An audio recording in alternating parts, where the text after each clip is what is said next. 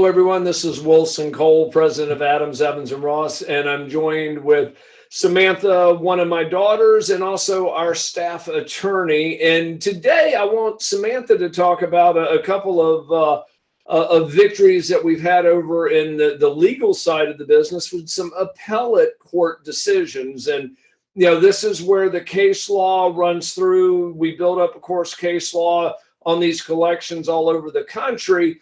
But it's rare that somebody appeals either one way or the other one of the court's decision. And at that point, it goes to the appellate court for a judge at a higher level to review it and hand down a verdict. And they carry typically more weight. And I have said from day one, or at least the last 20 years, that if you're ever told that they paid another recruiter, a lot of times I say, well, depending on how the contract's written, you're probably owed a fee. And this is what I want to talk about. Sam, kind of walk us through the scenario and walk us through the significance of these rulings that are coming out of the appellate court.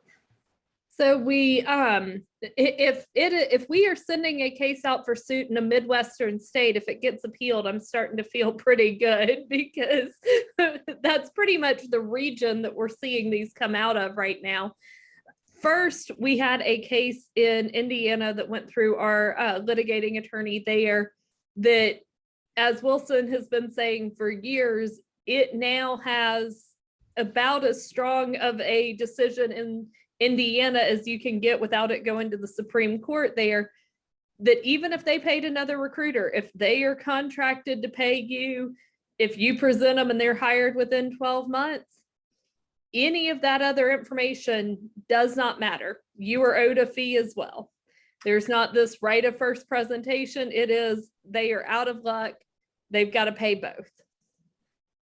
Then that's big. I want you guys to hear that, because if your agreement doesn't say that you had to be the first to present, which, by the way, that's what our clients' typical agreements say, and our client was the very first to present, but they wound up paying the other recruiter. While our client went back in, we sued, we actually lost, and we said, you know what, this is the case to test it on. So we wound up appealing it and wound up getting it resolved and wound up getting it paid. So if you're told, regardless which side of the fence you're on, the appellate court was very clear. Both recruiters are owed a fee. Now, if your agreement or their agreement says, hey, we're going to pay the first one, or there's some wording in there that we'll see from the debtor's agreement, where if it says, you know, that ABC Corporation is the sole judge and jury on who's to be paid, you're going to have an issue. But on just a standard fee agreement that says, hey, if we present somebody and you hire them, a fee is owed. And if you're sitting here and you're like, okay, that's great, but I'm out on the West Coast, Midwest doesn't have anything to do with me. That's true. However, when attorneys start litigating, they start trying to find something that matches the exact fact pattern, so they can go back in and say, hey, judge, look at this case. Here's how it plays out. There are so few of these that have been appealed nationally that you can start going, okay, well, here's this case or that case in whatever your state you're in. But with there not being this, you know, large Supreme Court decision, you know, national Supreme Court decision on recruiters, you can start pulling in, hey, it's been appealed, especially if you're in a neighboring state, and go, look what our neighbors have decided. Here's this appellate decision that is our exact fact pattern. And it allows for it to hold some weight no matter where you are. And even in the collection process, there have been times that I've been talking with the debtor's attorney and they're like, well, they paid another recruiter. And I said, that doesn't matter. And I walk them through and they're like, well, we'll see how the court rules on it. I'll go, well, let me send you the Indiana appellate decision on it, because a company doesn't want, if they know that there are appellate decisions out floating against their fact pattern, they aren't going to want to litigate it and then become the litmus test in whatever state they're in. And I agree with you. And I mean, I'm excited about it because it was able to get our clients money, but I'm also excited about it because now it gives us resources. And now for the shameless plug, is that, a lot of clients say, well, Wilson, I'm going to use my local attorney or things on those lines.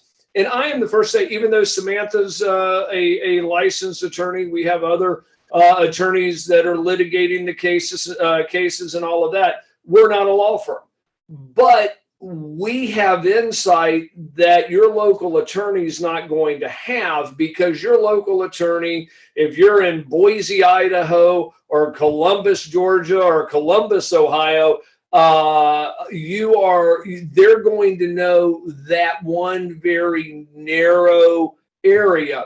The benefit that we have is we have 400 lawsuits going on at any particular point, and we're running thousands and thousands of staffing and recruiting cases through collections.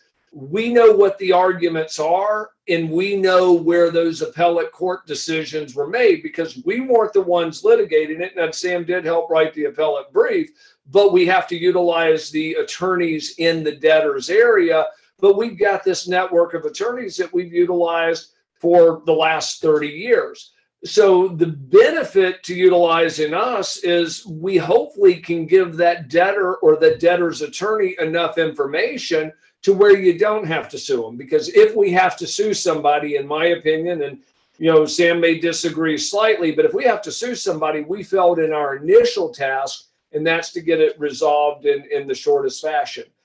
So if you've got a case that you want us to take a look at, if you hear, well, Wilson, there was somebody that told me, a year ago, they paid another recruiter. Call, let's talk about it. We may be able to find you some money on that.